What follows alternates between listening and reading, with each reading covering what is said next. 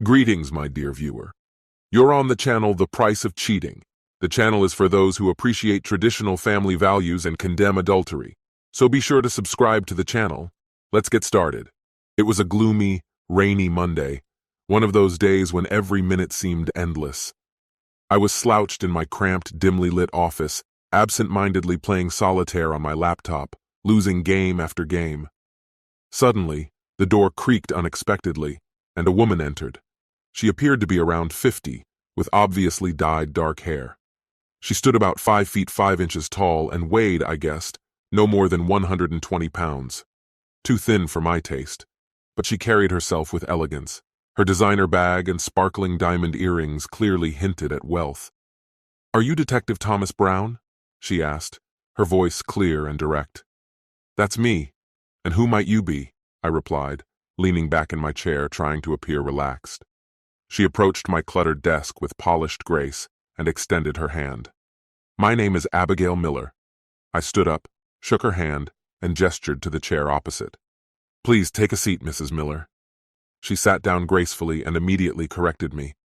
"I'm Mrs., not Miss. I'm still married, for now at least. I think my husband is cheating on me and I need you to confirm it. You do that kind of work, right? Photos and all?" I sighed quietly. This was the part of the job I hated. After 15 years of dealing with real criminals, a bullet to the knee had ended my police career. Now I was a private investigator, spending my days on stakeouts outside cheap motels, photographing unfaithful spouses. It wasn't the work I had dreamed of, but it paid the bills. "Yes, I do that kind of work," I replied evenly. "Tell me what you know." She hesitated for a moment before starting. "Oscar and I have been married for 27 years. He's a vice president at a large company. I think he's seeing one of his colleagues. I suspect they meet at one of the fancy hotels downtown, close to his office." I began jotting notes in my notepad. "What makes you think he's seeing someone? Do you have any evidence?" "Not exactly," she admitted, her voice softening. "It's more of a feeling. He's become distant, acting differently. We barely touch each other anymore, which is unusual for him." She paused, lowering her gaze to her hands, then continued. "A month ago, I found a receipt in his shirt pocket from a jewelry store for an expensive bracelet, but he never gave it to me. That's when I started checking his credit card statements. Over the last 3 weeks, I saw charges for hotel stays. He always comes home by evening, so why does he need a hotel room? His company covers client meetings, so it can't be work-related."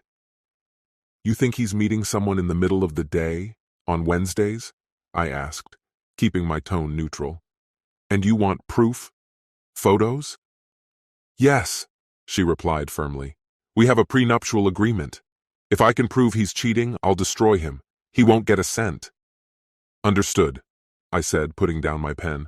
"I'll follow him this Wednesday and find out what's going on. If he's with another woman, you'll have the proof." She smiled with satisfaction and stood up.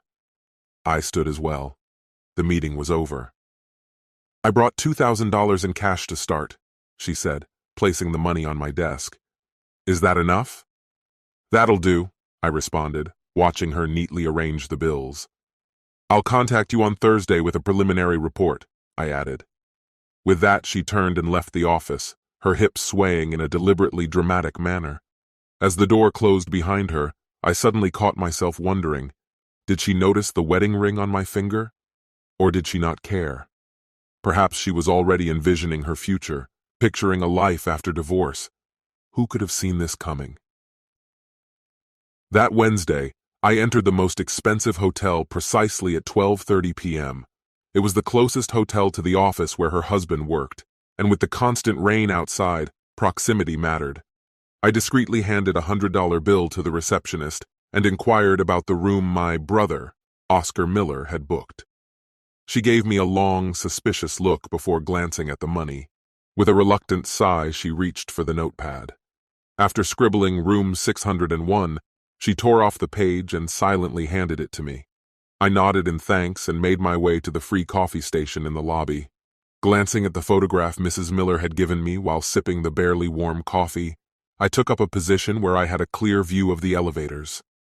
At 1 p.m., Oscar Miller strode confidently into the lobby and headed toward the elevators, His movements suggested that his girlfriend had probably already received the room key and was waiting for him upstairs. I watched as the elevator doors closed behind him and checked the display to confirm he went to the 5th floor. After waiting 5 minutes, I gathered my belongings into a small duffel bag and took the elevator up to the 6th floor. From there, I quietly slipped into the stairwell and descended 1 floor. Carefully cracking open the door to the 5th floor, I scanned the hallway. It was empty. Perfect.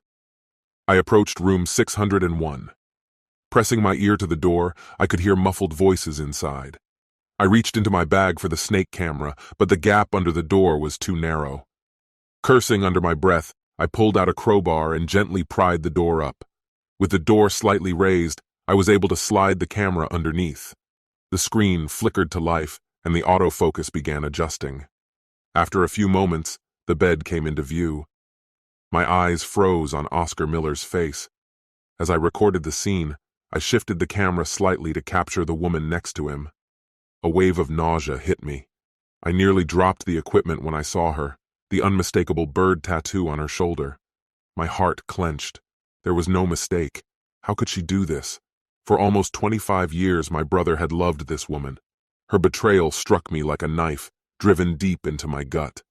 I felt the nausea rising again, but I forced myself to swallow it down, focusing on my breathing. She was nothing more than a lying traitor. I steeled myself, reminding myself I had a job to finish.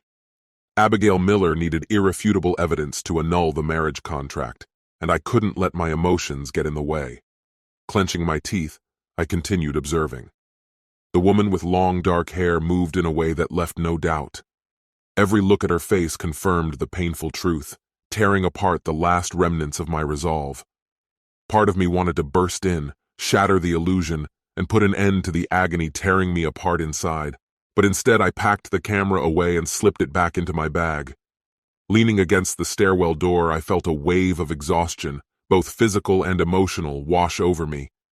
The emotions, rage, sadness, disgust, were unbearable. Questions flooded my mind, questions without answers.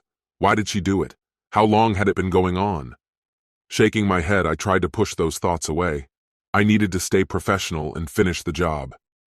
Abigail Miller was counting on this evidence, and I couldn't fail her. 10 minutes later, Oscar Miller exited room 601 with a smug grin on his face. He adjusted his tie, glanced around, and headed for the elevator. Once he was gone, I hurried to the door. For a moment I considered knocking, but instead leaned against the wall across from the room. A few minutes later, the door opened, and there she was. As soon as she saw me, her eyes widened in shock, and she slammed the door shut. I knocked firmly but calmly, my voice commanding, "Patricia, open the damn door!" After a brief moment of uncertainty, she cautiously turned the handle and opened the door. Her face was streaked with tears. "Thomas. Oh God, Thomas, why are you here?" "The real question is, why are you here?" My voice cut through the air, cold and merciless. "Thomas, it's not what you think. I can explain everything," she pleaded, her voice trembling and filled with desperation. "It was just enough," I interrupted sharply. "I'm tired of listening to your lying excuses, Patricia." Patricia's legs gave way, and she collapsed onto the floor. Her body shook with sobs as she hugged herself and rocked back and forth in despair. "Oh God, Thomas, does he know? Did he send you?" Her voice became a barely audible, panicked whisper. "No, no, oh God." Thomas stood over her, his expression hard, showing not a trace of sympathy. He had no pity left for her. He had seen the footage. No matter what she was about to say, the truth was clear. There was no coercion, no pressure. She had been more than willing. "Patricia," he said coldly, "David didn't send me. Oscar's wife hired me. She suspected something and came to me. I found the evidence. I didn't expect to find you involved in this." Patricia's sobs grew louder. "Oh God, what are you going to do? Please, Thomas, you can't tell David. It will destroy him. Please don't." Thomas's voice softened slightly, but his words remained firm. "Patricia, I care about you. You were like a sister to me. When you married my brother, I welcomed you into our family with open arms. You've been a part of our lives for nearly 25 years. You're the godmother of my children. How could you risk all of that for someone like Miller? Thomas, no, please. You don't have to tell him. I'm begging you. He shook his head. No, Patricia, I won't say anything. But you will. You'll tell David everything by the end of the weekend. If you don't, I'll show him the video myself. You have until Monday. Her eyes widened in horror. She gasped, her face pale. Please, Thomas, don't let him see it. I swear I'll tell him everything. Just don't let him see me with Miller.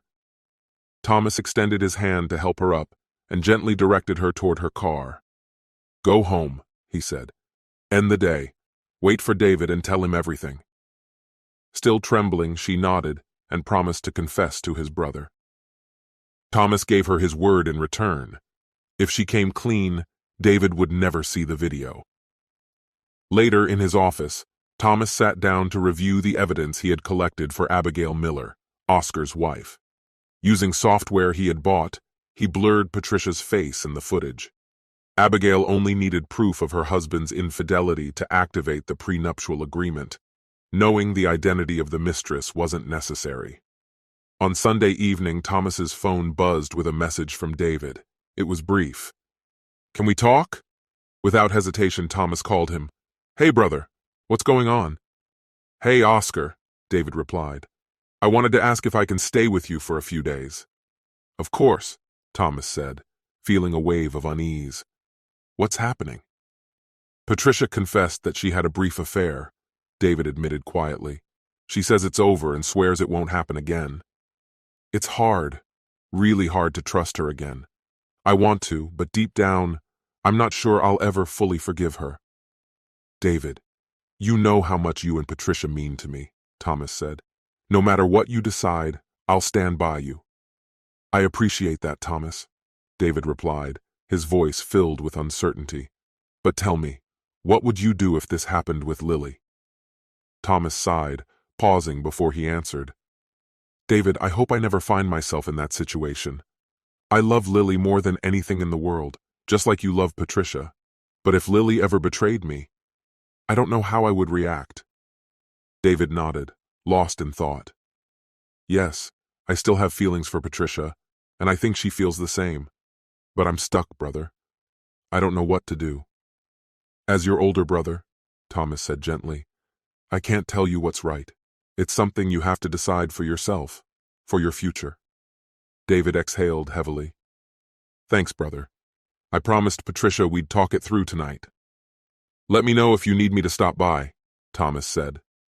But the night passed without a call. It seemed that David and Patricia had decided to give it another try.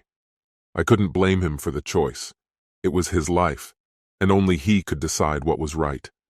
Looking back, I'm almost certain I would have acted differently, but it's easy to say that when you're not living through it. Later that night, as I lay in bed with Lily, my thoughts began to wander. Lily, I asked, are you truly happy with the life we've built together? She looked at me, her eyes glowing with warmth. Thomas, I love you more than words can express. Our life, everything we've built, makes me incredibly happy. Why are you asking? Is something bothering you? No, I quickly replied. I just needed to hear it. I can't imagine a greater happiness than what I feel with you. She smiled softly, a playful tone in her voice. Good answer. You're getting wiser every day. Then she leaned closer and whispered, Now enough talking. Kiss me. The next day, David told me he wanted a divorce from Patricia. It turned out she had been cheating on him for about 3 months, and he had no intention of forgiving her. She made her choice, and now she'd regret it. This concludes the story. If you like it, then put your powerful like and subscribe to the channel.